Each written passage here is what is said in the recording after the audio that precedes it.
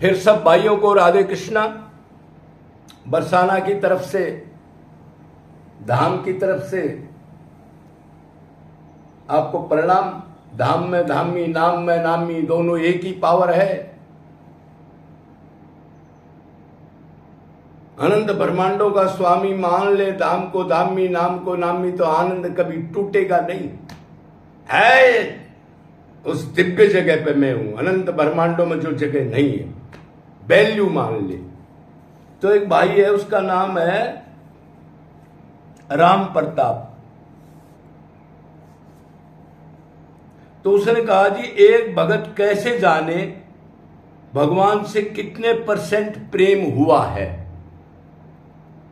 मतलब वो कह रहा है जी, साधना बहुत आदमी करते हैं पिछले संस्कार से, किसी भी वजह से, तो वो कैसे जाने मेरी मंजिल कहां तक चली गई, वो फीलिंग कैसे करे, कैसे महसूस करे। तो देखो भाई, अब 2 मिनट हम चलते हैं। 3 तत्व है सदा, क्या क्या? जीव, माया और भगवान। ये दोनों भगवान की शक्ति है, एक जड़ शक्ति, एक चेतन शक्ति, एक जीव शक्ति, एक माया शक्ति। भगवान इनका धीश है, मतलब भगवान के अंडर है ये। भगवान के बगैर ना माया का वजूद है, ना जीव का वजूद है। तो अगर हमारा मन, भक्ति का संबंध किससे होता है? मन से। भगवान के एरिए में जो भी चीज है, मन की नोट होती है, शरीर की, हाथ पैर की ये नोट नहीं होती। अगर मन के साथ आप परिक्रमा कर रहे हो, एकादशी कर रहे हो, कंठी माला पहन रहे हो, कुछ भी कर रहे हो, पाठ कर रहे हो, तो चलेगा। लेकिन होगी मन की नोट, इंद्रियों की नोट नहीं होती। साथ लगी रहेगी, लगे रहे हो, मन ही है। मने मनुष्य नाम कारण बंधन मोक्षाई। तो अभी मन हमारा संसार में है, उसी को तो हटाना है। हम प्रभु से दूर हैं तो हमने भगवान से प्यार करना, इसी को तो साधना कहते हैं। जो मन गड़बड़ा के इधर हो गया तो उसको साध के लाना है। नहीं, ये तेरे नहीं है, हमारा वो है सब कुछ, जिसके पास आनंद है, जिसकी तलाश में हम घूम रहे। तो जितने % मन भगवान में लगेगा, उतने % संसार से वैराग्य हो जाएगा। लेकिन खेल मन का है। आप कहोगे जी 10 साल से हम तो कर रहे हैं, पाठ पूजा नाम जप कर रहे हैं, लेकिन हमारा मन तो नहीं लगा भगवान में, संसार में तो हटा नहीं। तो इसका मतलब 2 कारण है। एक तो आप अगर भगवान की पूजा पाठ नाम जप कर रहे हो, या तो कामना से कर रहे हो, या आपको पता ही नहीं नाम जप पूजा पाठ किस चीज की नोट होती है, शरीर से, इंद्रियों से कर रहे हो। तत्व ज्ञान पूर्ण नहीं है। मन तो संसार में, और शरीर से पूजा पाठ और हनुमान चालीसा चलता रहे, फिजिकल ड्रिल। ये तो गधे की लेबर है। मतलब इतना फर्क है इसमें। आके एक समुद्र की बूंद और एक तरफ पूरा समुद्र। बगैर मन की भक्ति और मन की भक्ति में इतना फर्क है, तो फिर लाभ कैसे हो भाई? तो हम अब समझ गए होंगे, भक्ति मन ने करनी है। मन जितने % श्री कृष्ण राम में लगेगा, उतने % वैराग्य अपने आप हो जाएगा। करना नहीं पड़ता, प्यार करना पड़ता है। जहां से पिछड़े उस साइड में चलना है। जितना चलेंगे उतनी दूरी तो अपने आप तय हो ही जाएगी। ये तो नेचुरल है। तखड़ी के 2 पलड़े हैं, एक माया, एक भगवान, जीव बीच में। तो एक पलड़े में सामान रखोगे तो दूसरा अपने आप उठ जाएगा। नहीं उठा तो फिर वो सामान सुमून रखा नहीं, मन को और कहीं घुमा रखा है, और ये हाथ पैर की ढोल पीट रहे। इससे तो कोई लेना देना नहीं। तो और क्या होगा? संसारिक चर्चा कोई करेगा तो आपको बहुत खराब लगेगी, उठ के भाग जाओगे। अरे कहीं भगवत चर्चा मिलेगी मेरे को, अरे कहीं राधे कृष्ण का नाम या कोई प्रेमी मिलेगा, त्याग वैराग प्रेम की बात कहां मिलेगी, ऐसी भड़कन हो जाएगी। कोई विरह का गाना सुनने का दिल करे, कोई ऐसा ग्रंथ भगतमाल का दिल करे जो भगवान को प्राप्त किए उन्होंने क्या क्या किया। संसारिक चर्चा की, आप उठ के भाग लोगे। ये समझ लो अब आप ठीक दिशा में चल रहे हो, लेकिन ये नहीं समझना इधर पूर्ण हो गया। अनन्य भक्ति तक यही मानना है कभी मैं कुछ नहीं हूं और भक्ति करनी है, नहीं तो भक्ति का अहंकार आ जाता है। लोग बताते हैं महाराज जी मैं 10 माला करता हूं, 20 माला, मेरे को सौपन आ गया, मेरा अंतकरण शुद्ध हो गया, महाराज जी मेरे को भगवान मिलने वाले, ऐसे ऐसे कमेंट भी कर देते हैं। कोई गुरु नहीं है, अपनी मन मर्जी से गुरु मिला तो फिर वो नॉर्मल मिला ना, वो बताता गधा ये तेरा कमाल है क्या, भक्ति कर रहा है ये तो गुरु का या भगवान का कमाल है, नहीं तो तू कहां खड़ा था, अपना कमाल कैसे मान लिया मैं भगत बन गया। तो ये फील होगा संसार में सब दुख है, स्वार्थी है, कोई किसी का नहीं है, और संसार में लेस मात्र भी सुख नहीं है, ये फील होगा। ऐसा फील हो रहा है तो आपको पता है आप कितने % भगवान की तरफ चल रहे हो। जीवों पर दया होगी, हर एक जीव छोटे से छोटा कीट पतंग भी कहीं उसको दुख ना मिल जाए, कहीं पैर के नीचे ना आ जाए, और इसको मैं क्या दे दूं, ये मेरे भगवान हैं। जो अपने पास धन होगा, कोई बात होगी तो भगत का स्वभाव होता है लेना, वो भक्ति नहीं है। माला टांग रहे दुकानदारी कर रहे हैं, माला टांग रहे वृंदावन वास कर रहे हैं, ये भक्ति नहीं है, ये तो ड्रामा है, ये तो पाखंड है।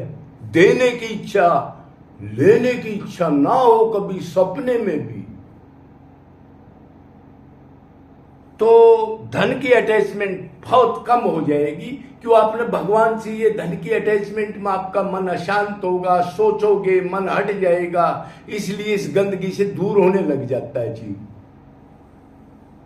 आपकी कोई मान बढ़ाई करेगा तो दुखी हो जाओगे, और बुराई करेगा तो खुश हो गए, हाँ ठीक कह रहा है, हाँ बुरा तो मैं हूं ही, क्यों भगवान की प्राप्ति नहीं हुई, काम करो, लोभ मत लिप्त हूं हम, हमारे अंदर क्या खासियत आज हम बैठे हैं। जब तक भगवान हमारे को नहीं मिलेंगे, कोई संत हो चाहे कोई हो, तो क्या उसमें अवगुण चलेगा ये क्या? तभी तो गुरु का पतन हो जाता है, जो अपने आप को थोड़ी सी भक्ति में गुरु मानकर भगवान बन जाते, फिर देखो क्या हालत होती है इधर, और नरक तो अलग मिलेगा। अवगुणी माने आदमी, दोषी माने, जितना ऊपर जाएगा संत बनेगा भगवान के नजदीक, उतना ही दोषी मानेगा, उतना ही आपको गलत मानेगा, सही नहीं मानेगा। ये पहचान है।